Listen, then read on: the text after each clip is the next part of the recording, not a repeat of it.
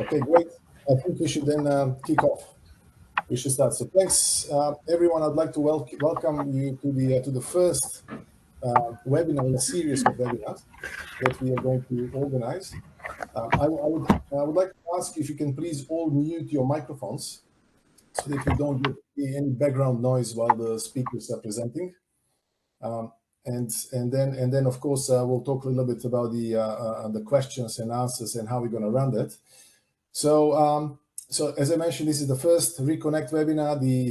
We're really going to start basically reflecting on our findings that we have collected through the RECONECT project. And I will quickly I will quickly run through the program. So we have the first few minutes for the nature-based solutions introduction and policy frameworks, which is my part in this program, shorter than the rest. After my part, then it comes the innovative aspects and technologies for implementation of nature-based solutions, which will be delivered by Natasha Manojlovic from Hamburg University of Technology. Then after that, we have nature-based solutions co-creation and upscaling presentation, which will be given by Diana Dushkova from Helmholtz Center for Environmental Research, UFZ from Germany. And then the last presentation will be nature-based solutions, replication, potential, and business models, which will be given by my colleague Alvaro Fonseca from Rumble. So after we present, then there will be a time for questions and answers. So the way we're going to do this is that the participants will be, of course, invited to give the questions, but please put your questions in the chat box. And our colleagues from GISTIC will process the questions and they'll pass them to me, and then I will be reading out the questions to the presenters. So that's what we are going to follow. So my name is Zoran Vojinovic. I'm from IHE Delft, and I'm the coordinator of the RECONECT project. So in this opening presentation, I will touch upon some of the key concepts, just basically to introduce the nature-based solutions so that we are all on the same page. And I will touch upon some of the key policy frameworks, EU, but also some global ones. So what are the nature-based solutions? We like to refer to this definition, which is a way of working with nature to reduce hydrometeorological risks while providing benefits to human well-being and biodiversity. From my point of view, what I always like to emphasize with NbS or nature-based solutions is that these solutions, they really provide multi-functional benefits to not only to the water management, if it is hydrometeorological risk reduction, but also to the society, to the people, and also to the nature. For example, increasing biodiversity.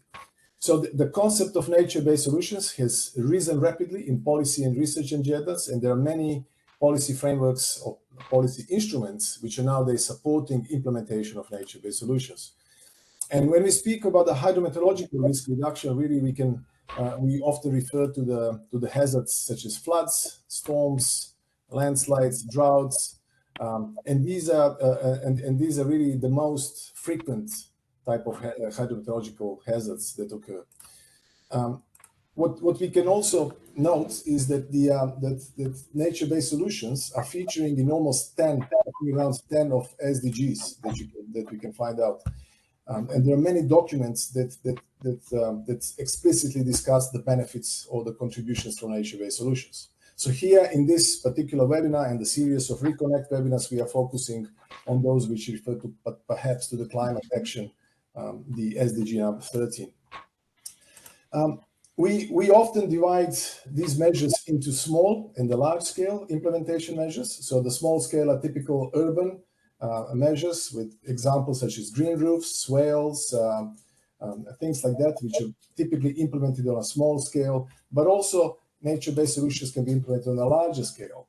And these are the predominantly cases that we are featuring in the RECONECT project, which is basically we are providing the reflections from RECONECT project in these webinars.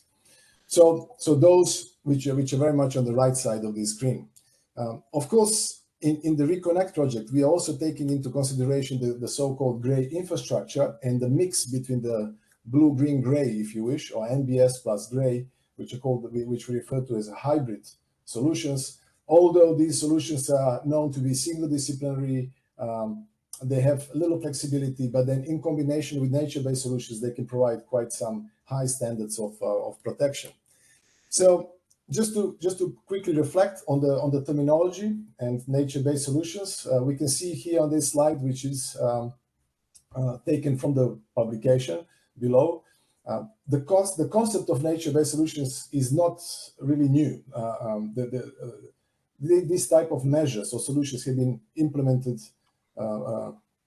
many decades ago. But what is unique here is that is a systematic way of approaching implementation, in a sense that we are trying to achieve multiple benefits while addressing particular benefit. So, for example, the low impact developments, LEEDs, is the concept that came from US in 1970s. Then we have BMPs, also it came from US, best management practices. Then you have water sensitive urban design, WSUD, which comes from Australia. Then green infrastructure also, and then you have SUDS, sustainable urban drainage systems, which is a concept used in UK. And then there are other terminologies, ecosystem-based approaches, eco-disaster risk reduction, blue-green infrastructure, nature-based solutions. So nowadays, I think the community is trying to gravitate towards the NbS that basically encompasses all of these, what's contained in this slide.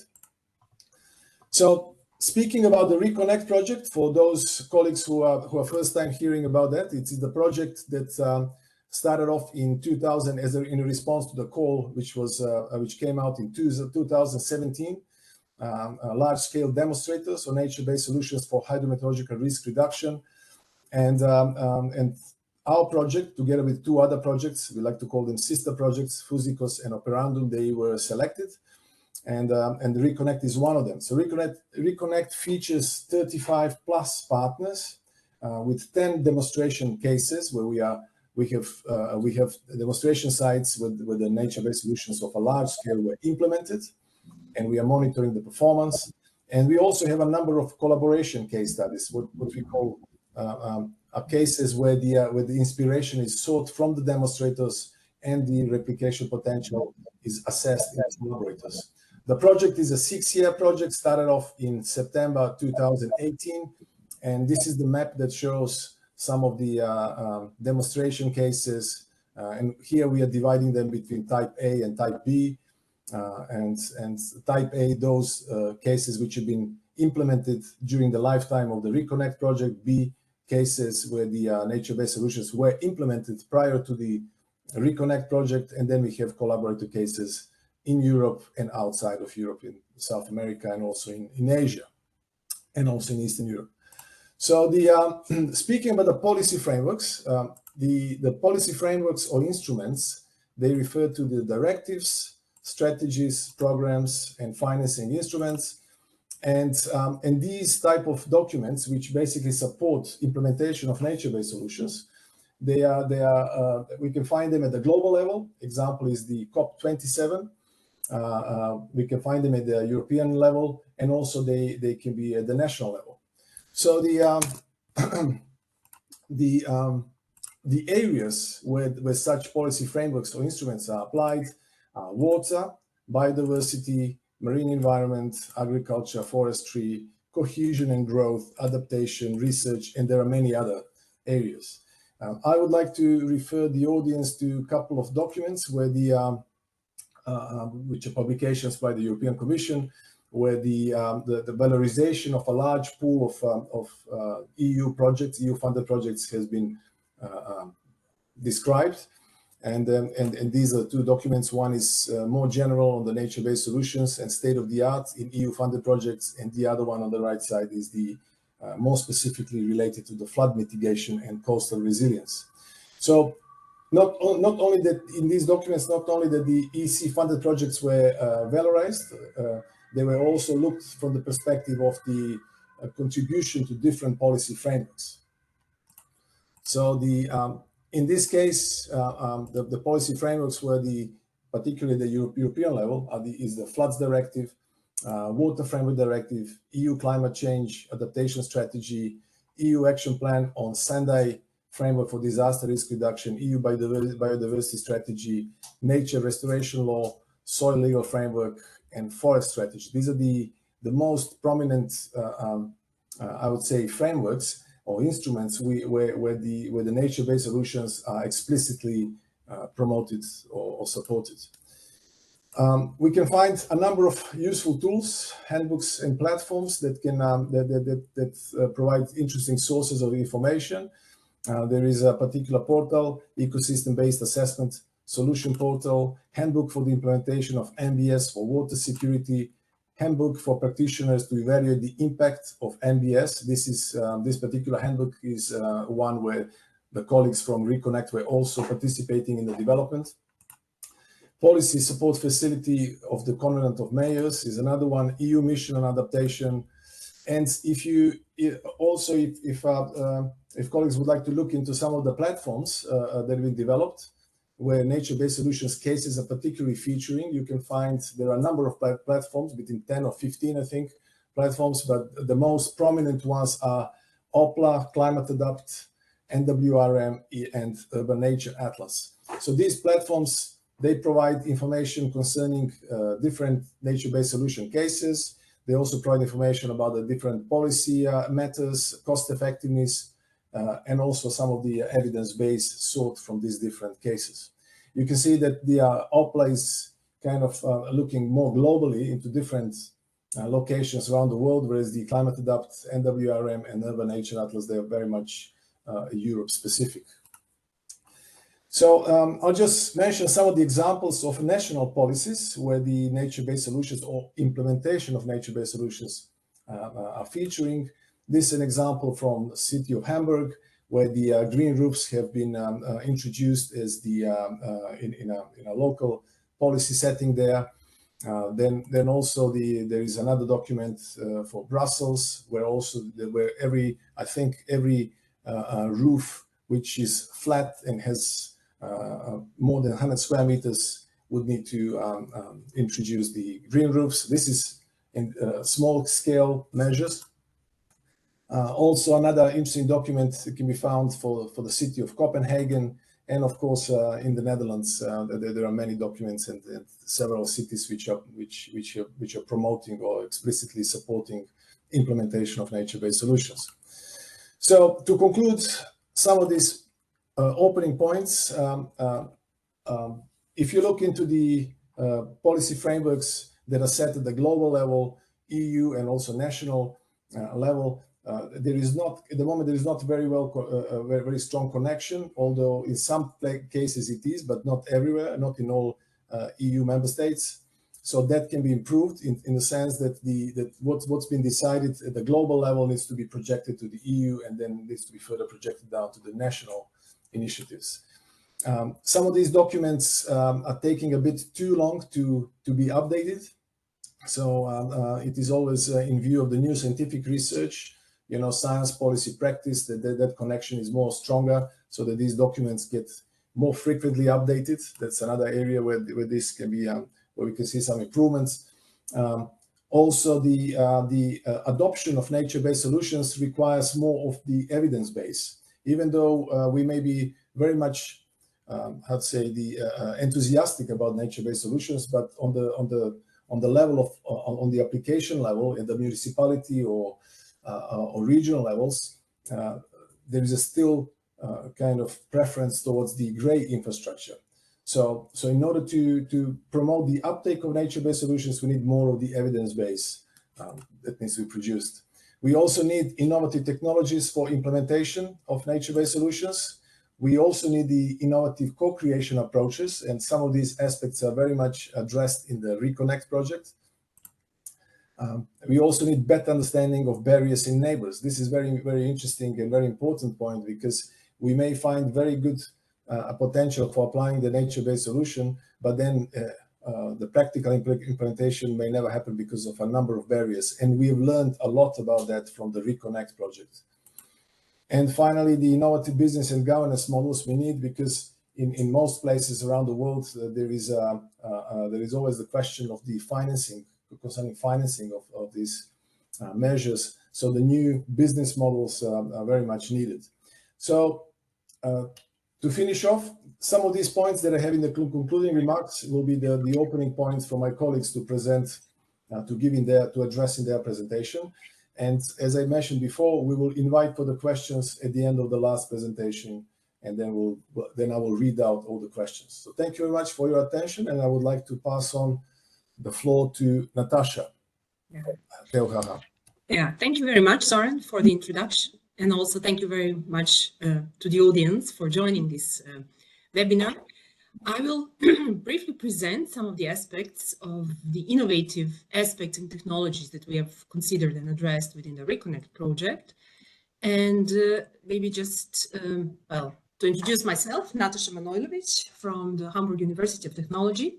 And this presentation and all the aspects that we have addressed here has been also derived based on discussions and contributions for various partners, the key ones I've listed here. So it was a joint work and discussion. It's one of the key aspects of or outcomes of our project, as we are, as Zoran introduced, in the innovation action. And the question of what is new and what is innovative also was driving our project throughout the project lifetime. So we'll just take you through different aspects of innovation that we have addressed and analyzed through the project, and give maybe some of the ideas in which direction we will look further, and what else is to be done and also can be covered within other projects. Zoran had just introduced that the nature-based solutions as a concept and the idea to work or be inspired by nature is not new, but it is for the first time now framed, and it actually now means systematically analyzing and addressing different solutions which are working with nature. And there is a bunch of those concepts spread worldwide, also created in different ways to or times of development. But the thing is actually now, if we know it's not new, the concept itself, it's just the way of systematizing things and addressing and organizing. So what is actually the added value of RECONECT? And what about innovation? How we as a project contributed to enhance the experience, the knowledge, and to improve this innovation and innovative aspects of the project through our implementation of the project.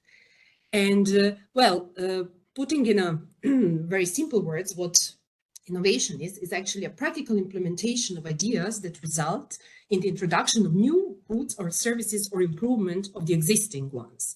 So it's about basically what we can see here, it's about novelty, but novelty is not enough to be innovation. What we need is actually a value creation of what we are developing. So it has to be useful what we are doing. If it's not, it can't be exploited. If it has no value in improving some of the processes of the ideas of solving the problem or problem-solving process, it cannot be considered as an innovation in the context that we are addressing.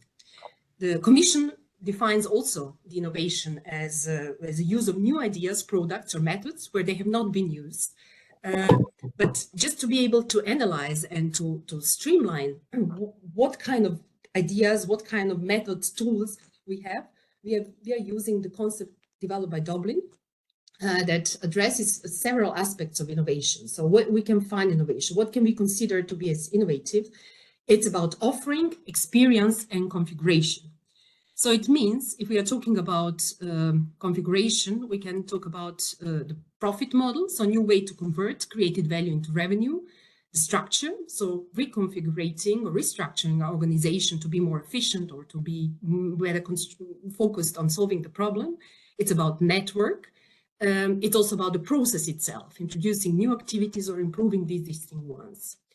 But we also have the product itself, so it's improving or adding new features or improving the existing ones, but it's also bundling together different existing components to have better performance. This is also something which we consider as an innovation. But it's also about all the exploitation or kind of experiencing things in service, in branding, in channeling or engagement.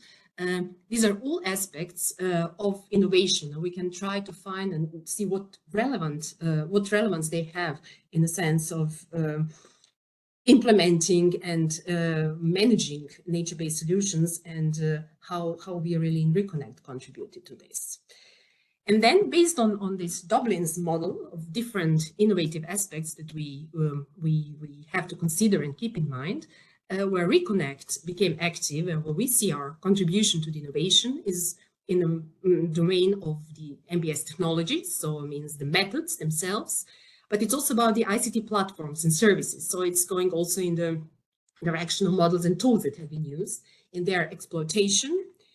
It's about aspects of asset management that we have also analyzed and tried to improve and give some aspects and ideas of how we can innovate in there as well.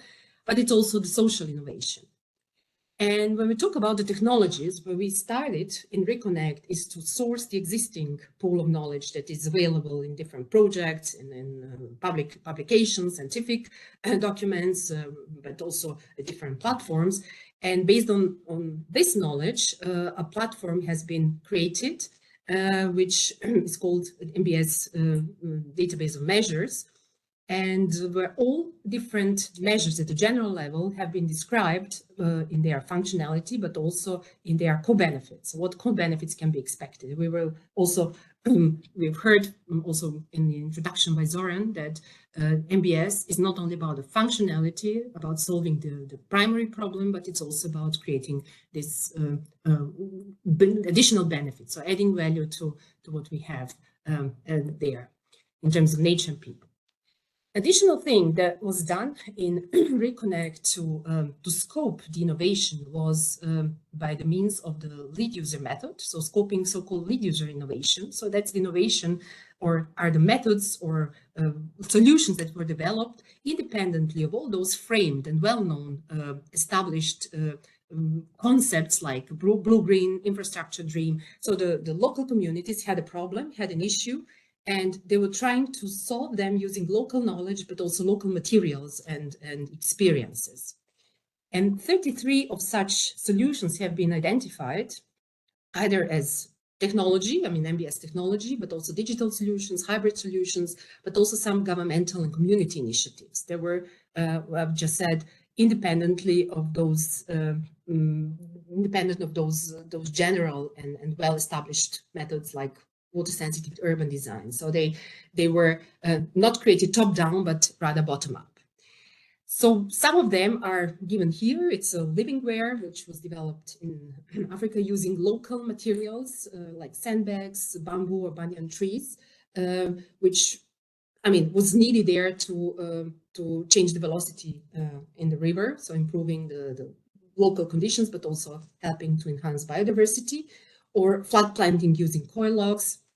There, what I said, that we could identify and filter 30 plus solutions of that kind to map them as well and use them when necessary to maybe enhance and use their upscaling potential, basically, to improve the local conditions there. So they are locally attuned and they can have quite well local upscaling rate. But where we see the major contribution, of course, is the technologies that were developed within RECONECT. Zoran has introduced the network of collaborators and demonstrators, so that's a network of cases. And in demonstrator cases, the idea was to develop nature-based solutions, or were developed to find a way to monitor and evaluate them in an appropriate way. So, for example, as we take one of the cases or demonstrators in RECONECT, which is Room for the River, as a general concept. It's one of the flagship projects in Holland with 30 plus sites where actually the Room for the River has been created using different technologies, but also very, very important, and that's something which distinguishes that program from the other projects at that time, is also the co-creative manner that they have been developed. We have, I would say, we strike all points here when we talk about the Dublin's innovation, but we have in RECONECT one specific case. It's on the vegetation management of the River IJssel. And the system that has been developed, GS-based system for the monitoring the vegetation, is something this that has not been developed at this scale somewhere else. So that's a novelty, and that's something which is rather a product, which we can consider as an innovation. We have also another case, without entering into details on how those cases have been implemented, which are quite in detail described on our website, where you can have a tab on RECONECT network of cases, so you can get more information of the cases. I would just like to point out what the innovation is there. I mean, there is, and what we can consider as an innovation. We have a hybrid system in a very anthropogenically modified system of different rivers, tributaries, trenches, or canals. And solving flood problems in this area would mean creating another pumping station. So instead of doing this, the solution here is to explore the existing retention potential in the watercourses themselves.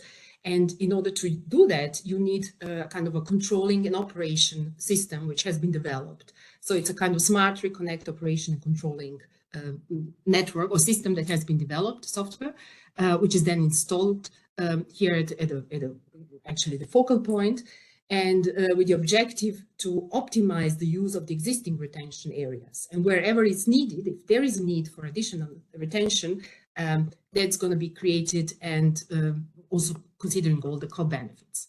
So we have here a new product. We have also change in the operation of the whole area. So it's product performance as well, but it's also a new way to connect to the end customers and users by creating those areas where you have actually access and possibility to create them and to create those additional co-benefits.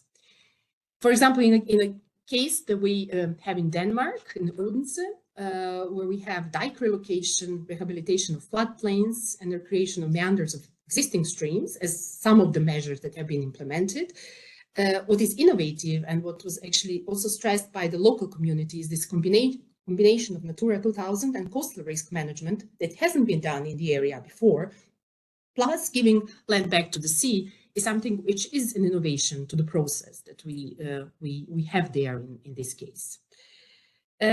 We have a similar list or kind of summary of those issues and innovative aspects for all cases. We have just pointed out a few of them. Furthermore, I mean, in creating the ICT platforms and services, also several aspects have been addressed, and also several aspects of innovation. One of them is the agent-based modeling for the policy assessment, but we also have RECONECT models and tools that have been developed, and they will be discussed in more detail in the exploitation part of this webinar. But also the ICT platform, which is meant to be a comprehensive platform to contain data information in respect to the management of NbS from all demonstration cases. And in that sense, we have new service that is being now introduced, but also in terms of branding, so channels, the communication to the end users, also engagement. It has also very strong co-creative aspect, but also, of course, the product and performance that have been also considered while developing different modules of this ICT platform.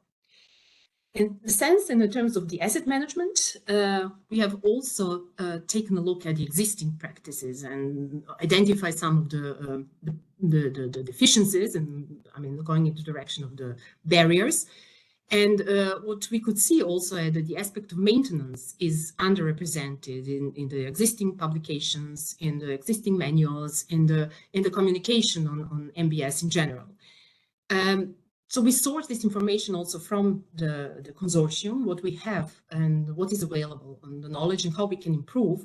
And so one of the things that is coming and is going to be implemented and increasingly implemented demonstrator sites, but it's also an issue which will be addressed and passed to the collaborators that should learn from demonstrators. It's the aligning the planning and maintenance from the very beginning. So maintenance should feed back into the planning process. It shouldn't be two threads which are going too much apart, which is very often the case in the process. It's also with engaging the landscape architect so that we have actually more working together in that sense, more collaboration from the beginning. So the less is more principle is followed for the maintenance, so keeping the low costs, but also very important is anticipating the managing conflicts between maintenance issues, which, try to keep as lean as possible the solution itself, but on the other hand, can also conflict with the biodiversity. So this is also an issue which is now being addressed and considered from the beginning, and is also as one of the lessons learned passed further to the to collaborators and to other end users of the NbS solutions. But also we could identify some of the solutions, I mean, as a product in innovation for, here is the example of a dike elephant. It's a new construction that was created also to assess the erosion stability of green dikes, for example. And so there are such solutions which can be also identified. Here is just an example. Further, we have social innovation, which is an important aspect of such projects because it's driving the whole process, also the asset management, the whole process of implementation and management of NbS. And it's going to be the part of the presentation given by Diana, the following one. But we also have, of course, one of the aspects which I've presented, it's exploitation and upscaling of nature-based solutions. And they will be also addressed in the presentation given by Alvaro in the following sequences. So we can summarize briefly what we have learned contributed in the sense of the innovation in NbS is that RECONECT is taking wide perspective of innovation. So it's creating value and novelty. There are different aspects on how this innovation can be realized. And what we try to do is in RECONECT is to see first the need. So there was, before all that, there was a thorough demand supply analysis, which has been done and undertaken to see what is actually needed, what the end users need, because only then it makes sense to create really value and innovate. Then there is a kind of the RECONECT contributing different segments to this innovation and to the Dublin Circle. And what we also see is that RECONECT's network has a very strong innovation potential. So it is actually the driver of all those innovations that were presented here in the sense of product or placement. But this is something where we actually would like also to emphasize on the scale and the size of the project and the way it was implemented is something which we also see and consider as an innovation.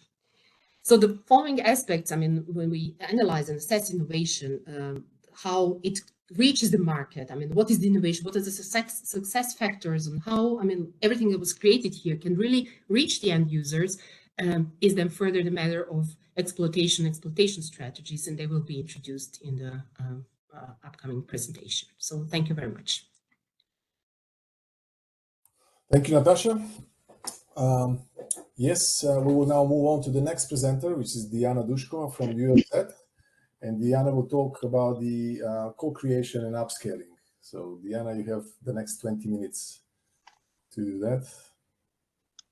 Hello, good afternoon, everybody. Can you see my slide? Yes. Great. So thank you and warm greetings also from my side. My name is Diana Dushkova, Helmholtz Center for Environmental Research. And in this presentation today, which I prepared together with my colleague Christian Kulicki, we will provide you with the value of co-creation and the approaches to upscaling of NbS, providing the pathway of co-creation which we developed or co-developed together with the partners within the RECONECT project, as well as explain its main principles, and also provide an overview of upscaling strategy and its main elements. And I will conclude with the main lessons learned from the processes of co-creation and upscaling in demonstrator and collaborator sites. Diana, sorry to interrupt you. Can you please show us the slides in full screen, please? Is it not? No, it's not in full screen right now. And now? No. I think that you shared another screen when we tested earlier. Okay, sorry for that.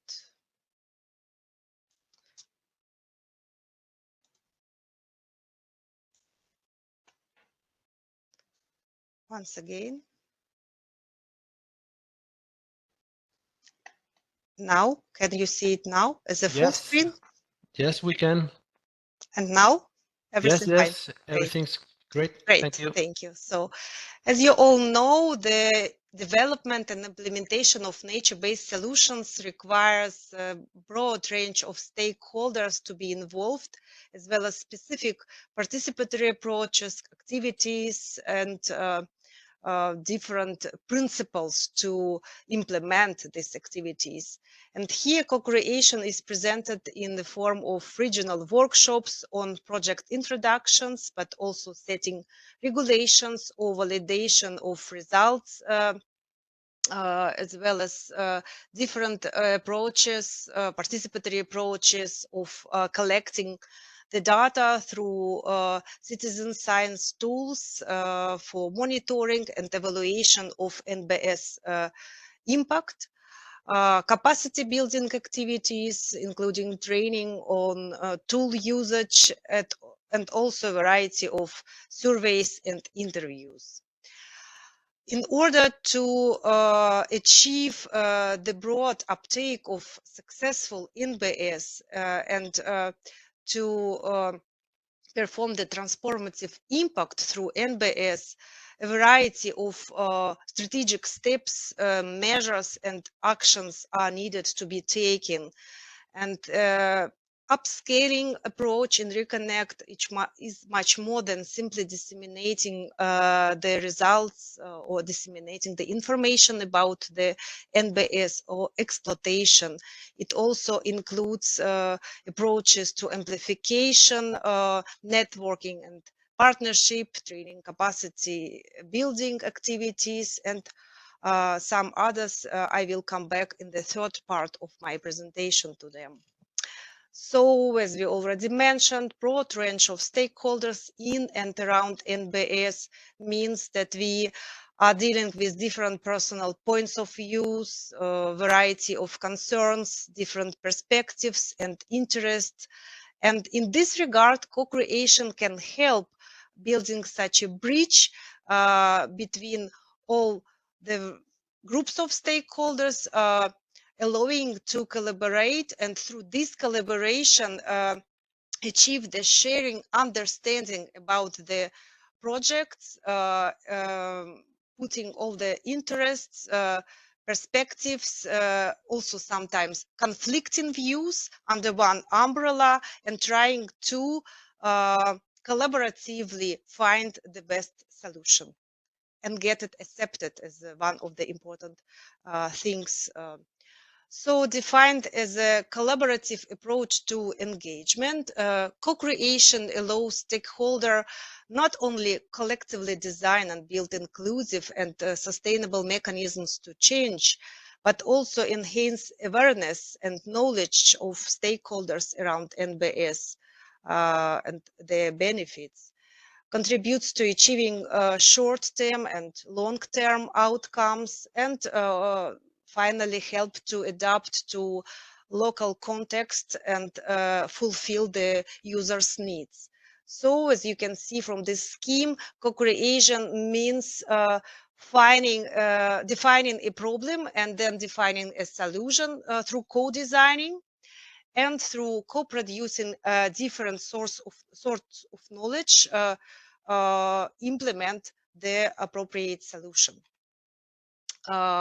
So we have first identify what is the challenge, what is the goal of our co-creation activity, what can be the benefits obtained through this process, how to better design this process, this activity to facilitate the co-creation, who will be the appropriate stakeholders or groups of stakeholders involved in these activities, and how to do it in the well-established way, as well as when will be the right time based on the principles, based on the resources we have for co-creation and the capacities. In order to produce the ready-to-use tool for co-creation and approach to co-creation. We developed a manual for practitioners on participatory approach to co-creating nature-based solutions, and additional toolbox with the fact sheets of tools for co-creation, combining 88 tools which can be suitable for co-creation processes of NbS for hydrometeorological risk reductions in collaborators and demonstrator sites. Based on the variety of capacity building activities, this manuals was presented to the partners. We also together co-created it, adapted to the certain needs and contexts, and built capacities within the training on the tool use and application. Here you can see this co-creation pathway consisting of 7 steps. While steps 1 to 4 are preparatory ones in order to realize what capacities and the resources you have for co-creation, its goals, groups of stakeholders to be involved, and so on. Steps 5 and 6 referring to the realizing the co-creation on site, and final step 7 is aimed to monitor and evaluate the process of co-creation and its outcomes in order to reflect later, provide lessons learned, and maybe adapt the process to the new realities or new aims. We start with the defining of the goal of co-creation, which is ranging from exploring local context and dynamic, going through identifying and analyzing stakeholders, developing new visions and strategies, and so on. The second step, we need to identify the group of stakeholders to be involved in the process with whom we would like to co-create, while different groups of stakeholders not only contribute to the certain type of social innovations, but also the tools can be used with the certain groups of stakeholders. Many tools are suitable for all groups of stakeholders, but certain tools need to be considered while applying with the certain groups. Also, format of co-creation activity, as well as resources and capacities for co-creation, needs to be analyzed at this stage.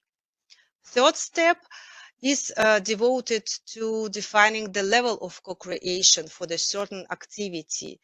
It ranged from one-way passive engagement, like simply sharing of our idea or advertising, and goes through two-way dialogue to enhance feedback, such as consulting. We continue with collaboration. It means initial engagement, like doing for engagement and involving people, where the partnerships and engagement starts, and the highest level would be active engagement, like doing with where the stakeholders are equal partners of the whole project process. And the fourth preparation step is selecting the most appropriate tool for the certain activity. So while answering to the questions within steps 1, 2, and 3, you can identify using the matrix provided in the manual, where all 88 tools are presented and analyzed in the form of this comparative chart. You can identify what tool could work better for the certain purpose.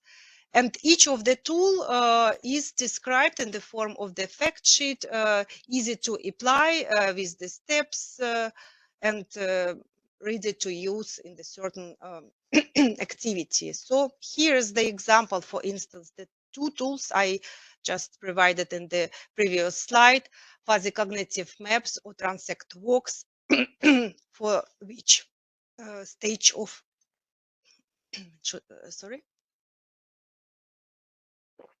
NbS process they can be suitable, for what goal of co-creation we can apply them, as well as which format is required, be it field work or like a template for the workshop. Also, you can see here level of co-creation from consultation through collaboration or only collaboration, and also group size and time frame needs to be devoted to this co-creation activity, but also budget. You can see here relative inexpensive in comparison to fuzzy cognitive maps, and also level of facilitation and stakeholders which can be involved when applying this certain tool. And steps 5 and 6, designing and realizing co-creation process. You invite your stakeholders, and there are different ways of invitations, sharing the material in advance to prepare the co-creation process, signing agreements with stakeholders where you agree on the certain outcomes and expectations from the sides, and ensuring that the process is in accordance to design principles. We also described these principles. The co-creation process should be inclusive, open, legitimate, actionable and usable knowledge for policy planning and empowerment needs to be provided, and it should contribute to extending institutions for different synergies. And after that, you can start your co-creation following the instructions provided on the fact sheet of the tool.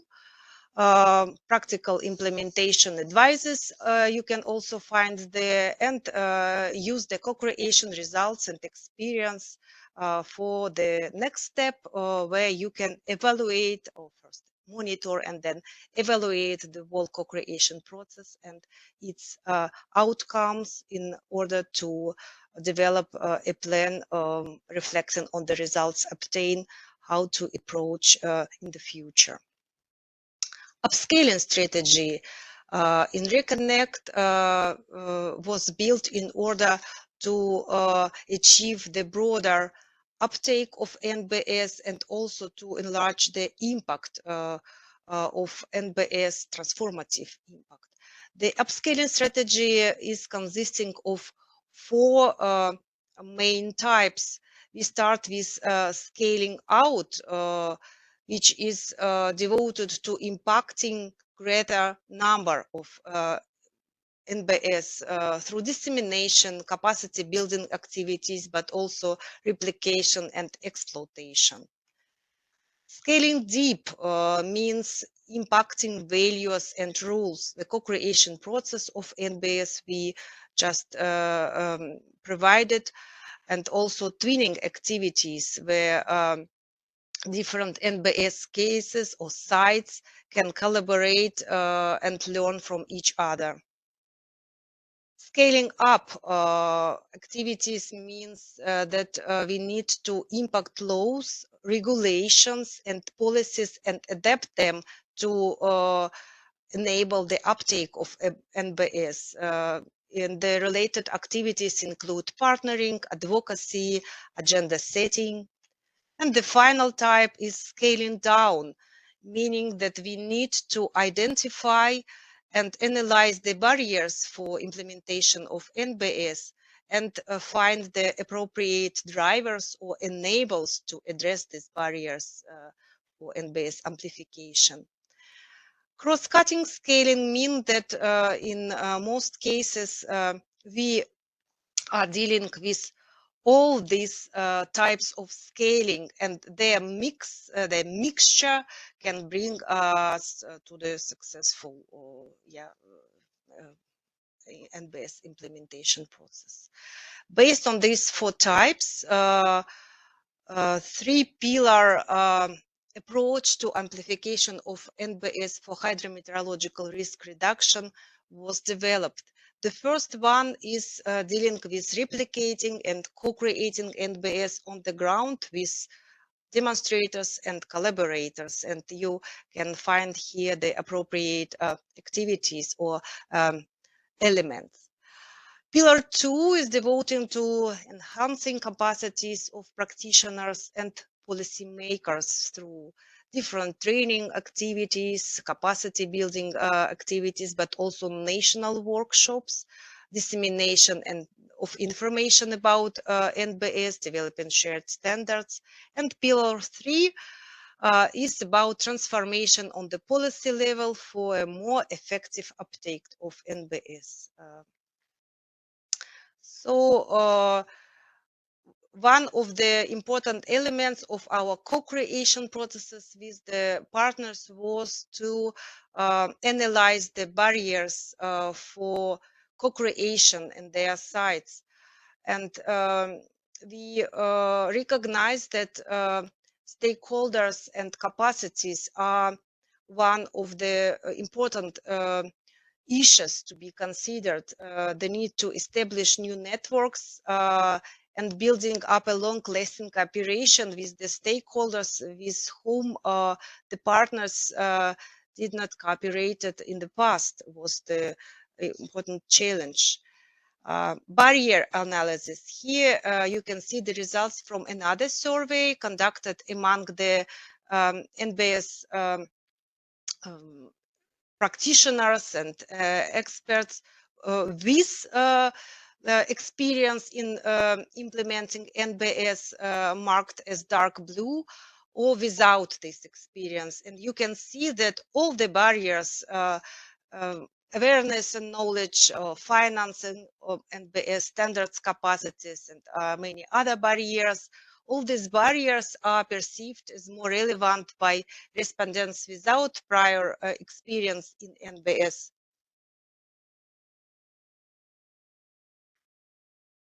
In compared to respondents with experience. Can you see me well? Can you hear me? Yes, we can hear you. Because I heard the very strange sound. Great. And another lesson learned was social innovation and upscaling. So respondents mentioned, our partners mentioned, that stakeholder participation and interactive formats like personal conversation or meetings with colleagues or workshops and seminars, but also on-site field trips, partnering with other organizations, training activities, were defined as the most relevant innovation and formats and way of scaling. And here we summarize the main lessons learned. First, expertise, personal resources, and organizational capacities need to be built, and this was done with the help of the co-created manual and a series of training webinars and capacity building activities. But also through local workshops. Lesson 2, co-creation pathway, it's not like an approach with suites to each case. It should be locally adapted, and it should also consider different barriers, but also enables for both co-creation process and the whole process of NbS. Third lesson is about higher diversity of local stakeholders which need to be involved in the process and transition from a top-down to a bottom-up governance model where each group of the stakeholders has its voice to be heard. And the final lesson is about the value of participatory processes. So interactive form of co-creation is considered as the most innovative aspect of the NbS projects, which demonstrates that this successful storytelling that NbS works can be really achieved through the developing networking, through development of collaboration and establishing new relationships within such a big process of stakeholders engagement. Thank you very much for your attention. Thank you, Diana. So this was the presentation about the co-creation and the work we're doing in RECONECT. And now we have a last presenter today. It is Alvaro Fonseca from Rambo, who will talk about the replication and business models. Alvaro, can you connect? Yeah. Yes. Hello, everyone. Yeah. Very nice to see you all. Going to be sharing my screen now.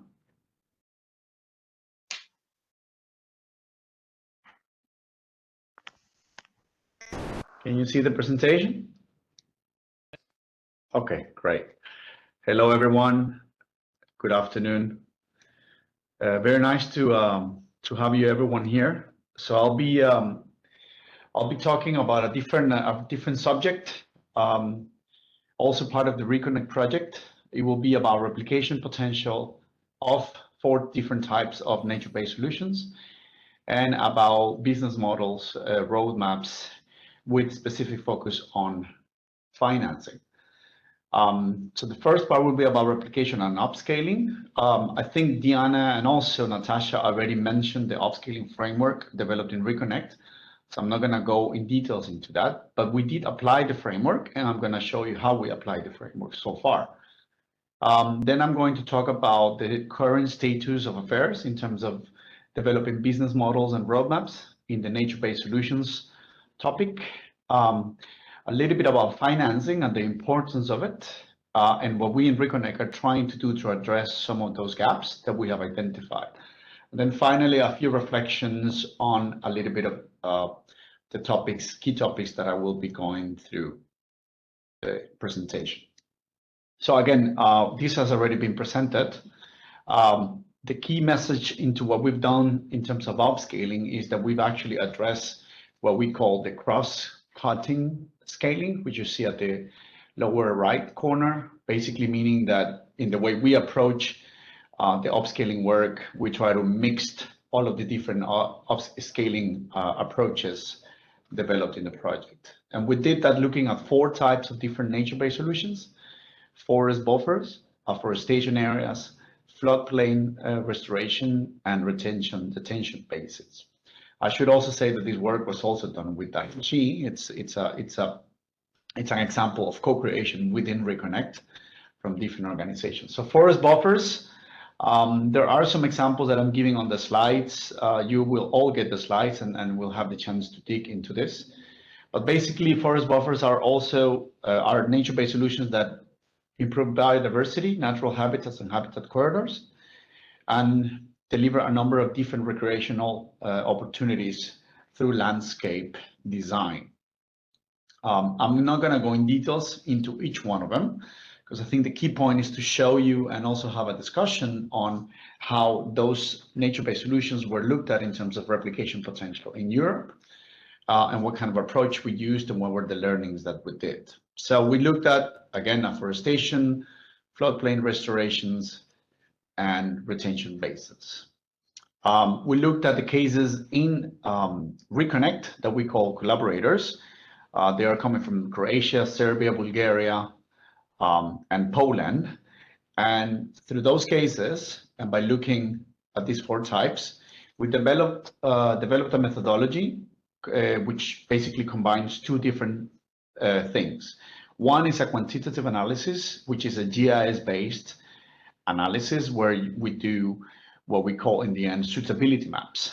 And then the other one is a qualitative analysis through workshopping and through conversations and surveys with the stakeholders, and those 2 tying together allow us to assess the replication potential of these nature-based solutions in those collaborators in those countries that I showed you before.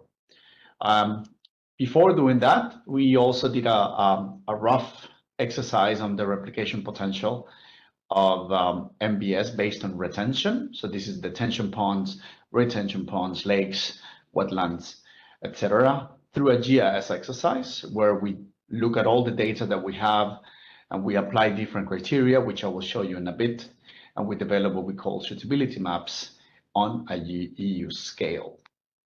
But on those examples, I can show you one. This is from the Dragana River Basin in Croatia. We basically apply the criteria that you see on your left in terms of GIS, and all the different data that we could acquire.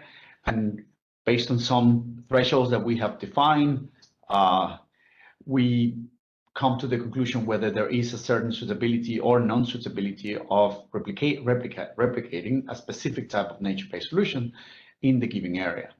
Now, that on hand allows us to have a look at how that, let's say, physical or quantitative approach is, let's say, realistic. So how realistic is the potential replication map or suitability map that we develop? And we do that by looking at barriers and enablers. And this is also something that is built on different outputs from RECONECT and also literature and practical experiences.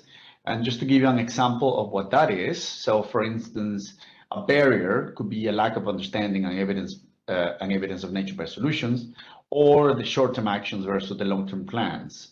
And an enabler within that group could be, developing or enhancing the evidence-based knowledge on nature-based solutions and the benefits or multiple benefits that it delivers. And through that exercise, which is a very much an exercise which is based on qualitative approach, assessment, conversations with the stakeholders, understanding the particularities of each area, we develop a map showing the interdependencies between different barriers and enablers.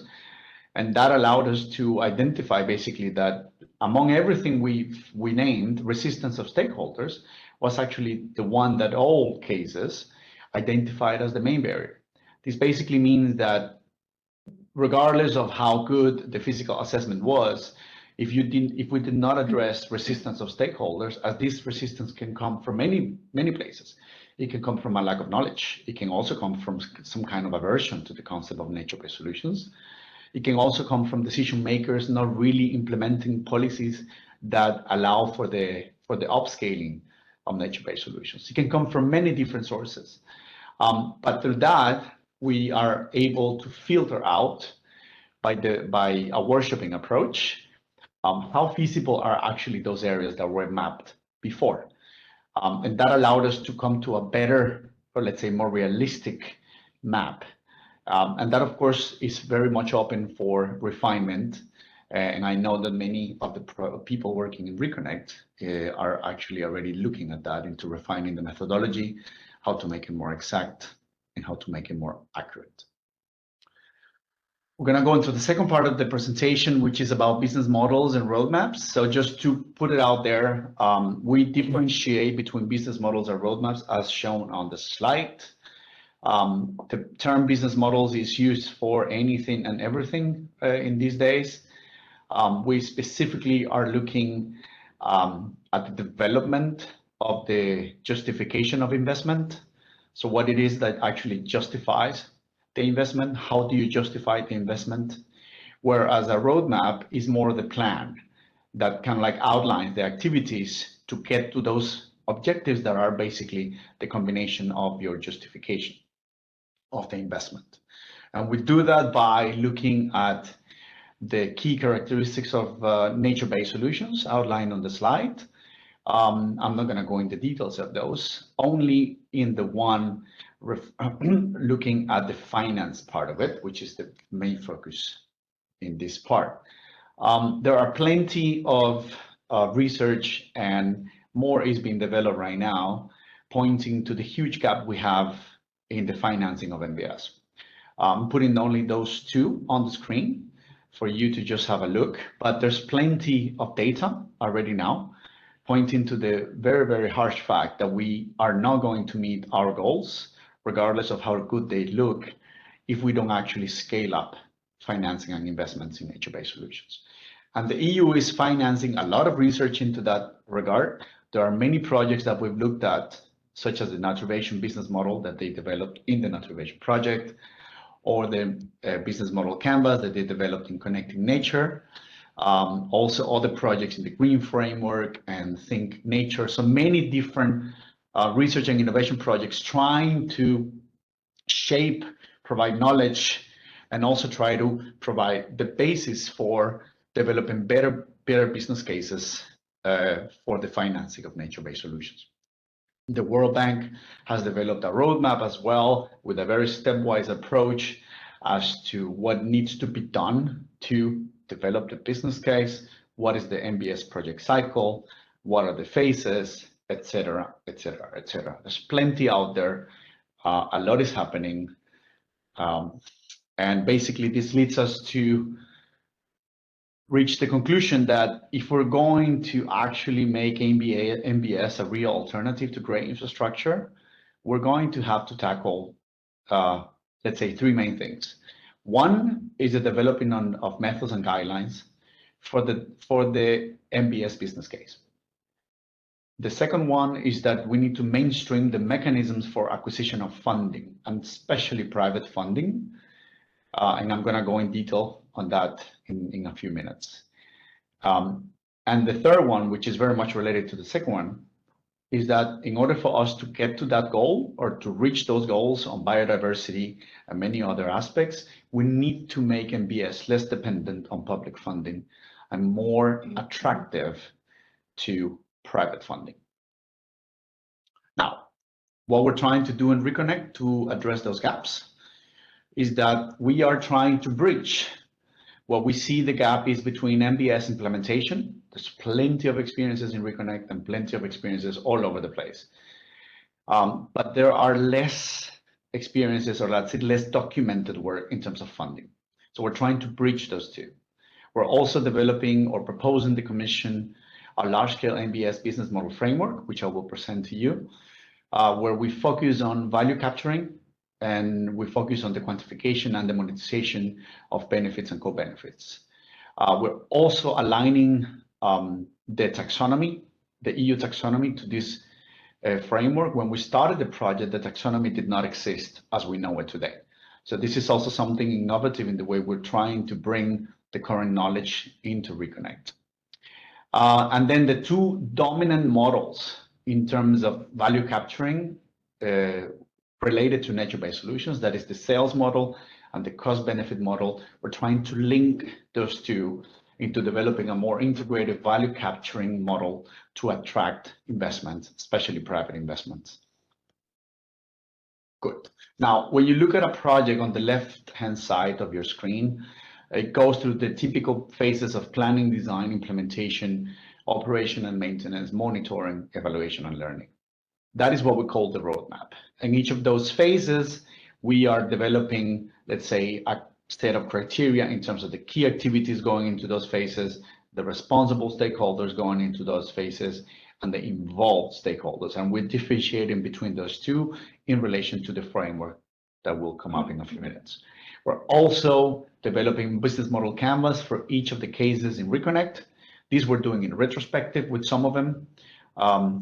And it might be that some cases had business cases, some RECONECT projects had business cases, it might be that they didn't. So we're just trying to go and do a little bit of reverse engineering to learn how to get the lessons and how to maybe apply the framework in new cases. This is just an example of one of the cases in Denmark. It was presented before in how the roadmap looks like. And this is an example of the business model canvas with the value proposition and so on. Now the framework. So what we're trying to do is, like I said, we're trying to bridge different things. So on the right-hand side, you've got the people that are owning the nature-based solutions, the people that are implementing the roadmap, that are planning, designing, constructing, maintaining the NbS. They have a lot of experience. They have a lot of knowledge and a lot of data. On the other side, you've got the funding. Okay, you've got the language of the financial people, the values that you need to show, and the monetization of the values that you need to demonstrate. And when you integrate all of that into a business model, it could be business model canvas, it could be something else. What we're trying to do is we're trying to capture the value by looking at the taxonomy that gives us the standardization and the validation coming pretty much already in place, but it's going to come with even more strength in the time to come.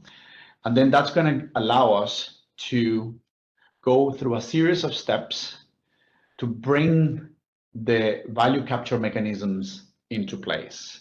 So it's about ambitious objectives. It's about defining activities and resources. It's about defining your partners and beneficiaries. Very important when developing the business case, so that you do not, let's say, spread your efforts too thin or too thick, but you actually target the people that can make a difference and have the influence to make the decision for the potential replication or application of a given nature-based solution. We're also identifying the objectives to be quantified, and for that there could be many types of value capture mechanisms. It might be that through your nature-based solutions you might be able to actually sell carbon credits. Maybe you did not take that into account. Maybe you want to put that in your business case. It could also be that you actually somehow look at the clean water value, which does have a market value out there. It could also be that you look at health aspects in relation to benefits, or community cohesion aspects, or recreational access, entry access fees to areas. Are they public? Are they non-public? How do you address this willingness to pay, which is also one of the topics that RECONECT is looking at. So again, it's a framework that on the one hand looks at the taxonomy as a mechanism to standardize funding and to access funding, by which we're aiming at answering the question, is my project sustainable? Yes or no, and how? And then on the other hand, we're trying to say, is my project, the NbS project, an attractive business case? Can I somehow raise funding, or am I completely dependent on public expenditure? This framework hasn't been tested yet. I mean, the idea is that we test it later on in the project, but we will be proposing this to the Commission as something that we have until now not seen out there, where we're trying to bridge the funding with the implementation to effectively reach the upscaling of nature-based solutions. Now, having said that, I've got a few reflections that I want to share with you. If we go back to the first part of the presentation, so this was about spatial allocation analysis, suitability maps, and basically the message there is that the quantitative part of the assessment and the qualitative part of the assessment are equally important.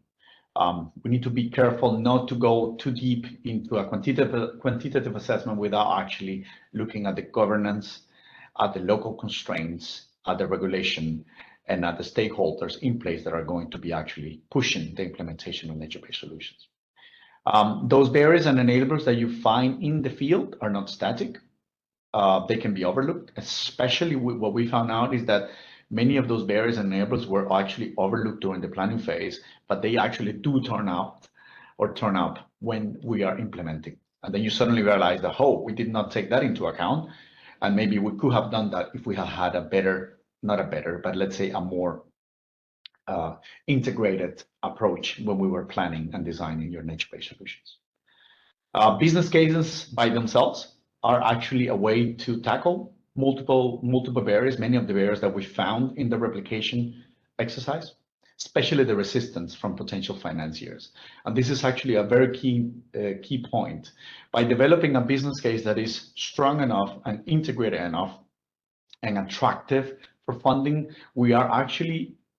our thesis is that we are actually able to bring down a lot of those mental barriers or even implement barriers when it's about raising funds. The framework that we are proposing, again, could be used to deconstruct existing business models. We're actually working on that right now. It will be validated, and we will be focusing on governance, models and investment strategies, which Zoran mentioned as one of on his last point in the last slide. And the taxonomy is something that is evolving with time, and it's large and complex, and we have not even gotten closer to the potential that it can have in this topic of business models and roadmaps. In terms of financing, there's basically an information and knowledge gap that we see everywhere, including ourselves as practitioners. We tend to be biased many times without having the full picture on the balance between implementation and financing. There's a perceived low return on investment in your nature-based solutions. So even public authorities don't still really understand the huge amount of value that these solutions actually provide. There's a little bit of institutional inertia. This basically means difficulty of changing investment patterns. Capacities at institutional level are also something we should be working more on. The perception of risk. So historic cost and benefit data is actually lacking. It's not that it's lacking, but it hasn't been the focus. So more research into that, more work into that should allow us to concretize the risk that these solutions or the benefits that these solutions possess. There's also a policy work to be done here. The biodiversity gap, the underpricing of the biodiversity is something that we need to be very aware of. And then the status quo of the paradigms that are dominating right now, which are basically favoring expansion of economic activity at the cost of environmental harm. The long-term picture versus the short-term picture, or let's say the maximization of short-term profits above anything else. Who's paying is many times the question that we hear. So who's paying for all of this? That's an undefinition of the financial responsibilities that we can work on. Undervaluing natural capital, it's a little bit related to the points above, and also too much reliance on voluntary commitments. So we need commitments on the table, and we need to make those through a strong and clear business case. Have a good time.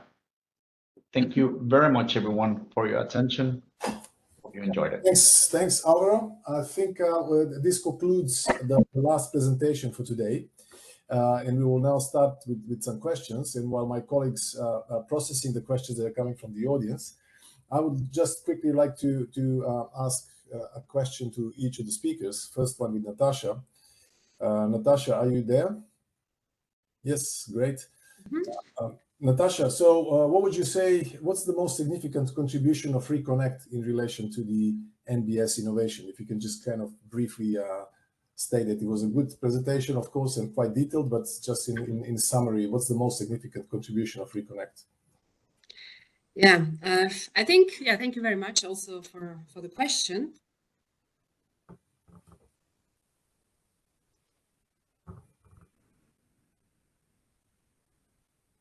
Natasha, sorry, we cannot hear you. Now I think it should work. Yeah. Okay. Thank you very much for the question. And well, I've also for the hint that I have to turn on my mic. I would say maybe it's the network. I mean, it's RECONECT. I've also seen one of the questions in the chat in related to the pilot kind of style or pilot nature of the cases. I mean, to the scale that we have approached and we have done in RECONECT, we have 10 demonstrators and 16 collaborators. So it's actually exceeding this pilot nature of the cases that we have. And they're all the different cases and levels of implementation and the awareness of the NbS. And what we are trying to do is to develop a generic approach which fits to all of them and try to actually encourage and support all those implementations and awareness of the NbS throughout the process. I mean, the process at the moment where they are. And on top of that, we will extract, I mean, coming back to this kind of pilot nature, which also relates to this, is that we will produce a kind of a guidance or design guidance document and lessons learned, which then goes beyond what has been done just at the pilot level in all the cases. And I think maybe it's really coming back and combining this question to the issue of kind of RECONECT and innovation. It's the network. It's actually the RECONECT, the way it was designed. The idea to also support the whole process using the agent-based modeling and also addressing the policies in this way. And of course, the individual products, but they all fit into the overall process. And I think I would maybe emphasize the structure of RECONECT and this kind of going beyond the pilot nature approach that we taken due to the scale and scalability of the solutions that we have. Okay, thanks very much, Natasha. We'll leave the rest of the questions related to the innovation to come from the audience. I have a brief question for Diana. So Diana, of course, you've been applying your co-creation pathway to both of our groups of studies. We have demonstrators, we have collaborators. Demonstrators have already implemented nature-based solutions, and collaborators are looking into those cases for inspiration. So what are your experiences in applying your co-creation pathways to these two different groups, and did you find any similarities or differences? Yes, thank you, Zoran, for this question. First of all, we used different tools, and the experience of demonstrators is much bigger in comparison to collaborators with application of the tools. You also saw the slide during the presentation in regard to the perception of the barriers for co-creation and so on. So we, during our co-creation activities and webinars, could also assign such as collaboration between demonstrators and collaborators, where not only the tools application, but also the ways or enablers for overcoming the barriers, and also public acceptance of NbS through the implementation of certain tools could be learned, and this new experience was also developed. And through the this twinning activities, as we call them, during the co-creation process, many such fears or unknown issues could be addressed. But as I said, this experience or non-experience, second, different tools can be applied for certain stage of NbS, be it co-design or co-monitoring and co-evaluation, where now our demonstrators are. And also the local context and local settings need to be considered while preparing and implementing the co-creation process. We know these differences in the policies and governmental settings, institutional feasibility, hierarchies, vertical or horizontals. All these aspects we discussed and considered during our training and capacity building activities. Thanks very much, Diana. And another quick question to Alvaro, to the last speaker. Alvaro, of course, you explained very nicely how the implementation and replication can be done. But then, of course, we have regional levels of implementing or replicating the nature-based solutions. So we can look at them at the national levels, and of course, there could be some differences not only in the topography and the local settings, but also in terms of governance. And also even the kind of the overall feelings towards the nature-based solutions and preferences of stakeholders. How do we account for such differences? Could you please reflect quickly on that? You're muted. Yeah, I'm not muted anymore. Yeah, sure. Well, I mean, we are trying to address that with the methodologies that you mentioned and that I showed. But some part of the work that we're doing right now in the project, and it's going to come in the upcoming year that we have left a little bit more, is that we're trying to identify regions at the EU with comparable demands. So trying to see what it is that is actually driving the demand of nature-based solutions. It's not super clear right now. There's a lot of momentum we can see by the amount of people that sign up to this webinar, but we're trying to tie up the suitability of replication with the geographic distribution of societal demand. So identifying those trends, it's not an easy task, but we're trying to come up with a way to do that. And in that way, understand a little bit more what kind of models are out there in terms of governance, geographies, economical positioning, and so on. So it will be a demand mapping, where we will be also drawing from the RECONECT experiences and the RECONECT cases. So we're trying to do that, but also it's also a matter of understanding the importance of the other task that we're doing in the project, which is standardization. So basically developing standardized approaches for working with nature-based solutions. So taking it out to a level where it can get mainstream at the EU, regardless of the differences, regional or national differences for the entire roadmap of implementation. Okay, thanks very much. I'm just reading some of the questions from the audience, and maybe Alvaro, you can stay unmuted.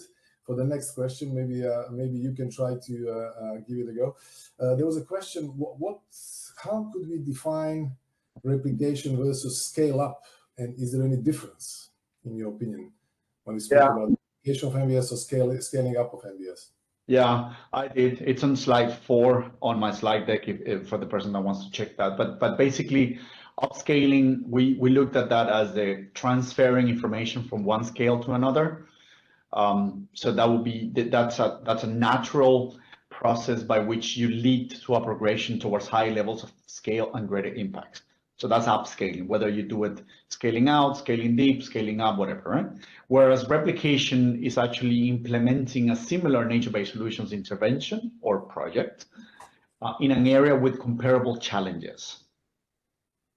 That's the overall drive answer. And the potential of replication is trying to measure the feasibility of implementing that nature-based solutions through both the quantitative and the qualitative approach. More can be read on slide 4 once you get the slide deck. Okay. Exactly. May I briefly add to the Alvaro response exactly what Alvaro said, and also additionally, replication, it's like kind of reproducing, the similar NbS case, while scaling up is to change or to impact the regulations, laws, and policies. Like to bring on the high level to achieve this broader impact. Okay, thanks very much. I'm going into another question now, which is going like this: how to overcome the pilot project character of research projects in general? Do you have ideas of how to implement the proposed methods to mainstream development / planning? Who would like to answer this question? Natasha, maybe just a comment, because I've already commented on that, and we are trying to extract the lessons learned from all those cases and to source knowledge available within the consortium to put this information within guidance documents, like what we have for maintenance, for example, or life cycle assessment, or what we have also now for the design, the codes of practices that we are going to do. So I think it's that's something which is interesting also for the users beyond RECONECT, is this kind of summarized and synthesized knowledge that we, based on the number of cases that we have, and I'm just coming back to the scale that we are doing the whole thing, which is really kind of 10 plus 16, 10 demonstrators plus 16 kind of uptakers, the first uptakers or collaborators.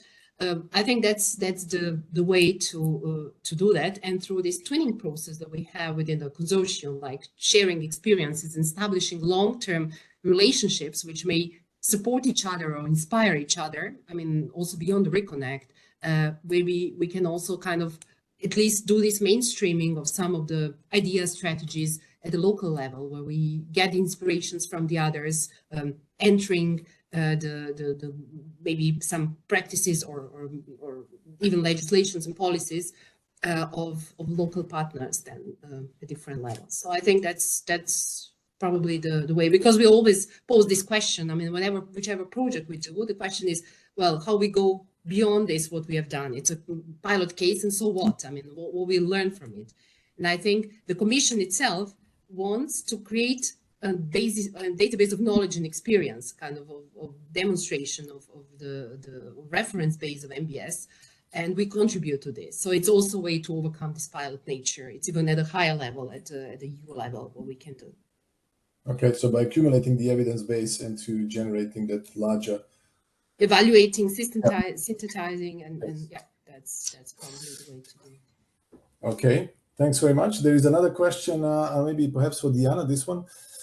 It says, do you have ideas on including possibly interested new stakeholders virtually / not by face-to-face site visits? Of course, we've all gone through the COVID times, and we all had to work during those times, but what would be your response to this question? Do you have ideas on including possibly...